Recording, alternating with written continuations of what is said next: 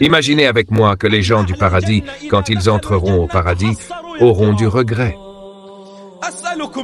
Je vous le demande par Allah, comment les gens du paradis auront-ils du regret alors qu'ils sont entrés au paradis? Ils sont entrés au paradis. Y a-t-il plus énorme que d'entrer au paradis?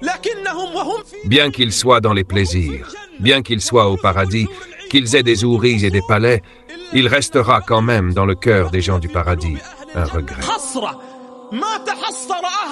Les gens du paradis ne regretteront qu'une seule chose. Une heure passée dans ce monde dans laquelle ils ne se sont pas rappelés d'Allah. Une heure passée sans qu'ils évoquent leur Seigneur dans ce bas monde, ils le regretteront alors même qu'ils sont dans le paradis.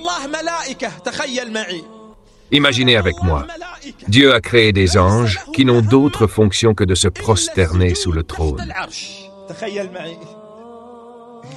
Imaginez avec moi, depuis qu'ils sont créés, depuis que les anges ont été créés, jusqu'à ce que la terre et ce qu'elle contient retournent à lui, que le jour de la résurrection n'arrive, leur seule et unique fonction est de se prosterner.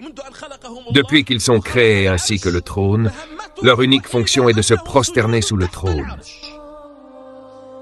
Et que diront-ils le jour de la résurrection, quand ils se relèveront de l'ombre du trône? Ils diront, « Il n'y a de divinité que toi, perfection à toi. Nous ne t'avons pas adoré comme tu le mérites. Nous ne t'avons pas adoré comme tu le mérites. Aujourd'hui, l'un d'entre nous rate la prière de l'aube et se permet d'insulter les autres au coucher du soleil. Aujourd'hui, l'un d'entre nous manque à ses obligations vis-à-vis de Dieu. Et tu le vois rigoler comme si lui était garanti un paradis aussi grand que les cieux et la terre.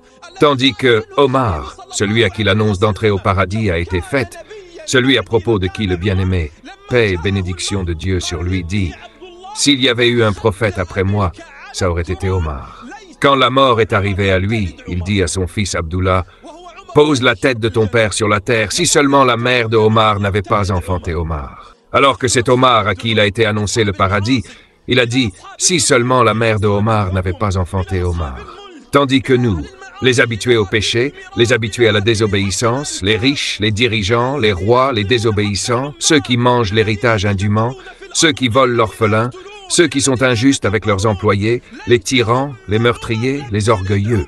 Si seulement la mère de Omar n'avait pas enfanté Omar. Que devrions-nous dire alors? Il dit à son fils Abdullah, « Pose la tête de ton père sur la terre. » Omar, après toutes ces années passées aux côtés du prophète, paix et bénédiction de Dieu sur lui, demandait son dernier souhait dans ce monde, que sa tête soit posée par terre. Pourquoi, mes nobles frères et sœurs? Omar savait que nous sommes créés à partir de la terre, que nous sommes de terre. Nous avons été créés de terre et nous retournerons à la terre. Nos tombes sont en construction, mais nous ne nous sommes pas repentis. Nos tombes sont en construction, mais nous ne nous sommes pas repentis.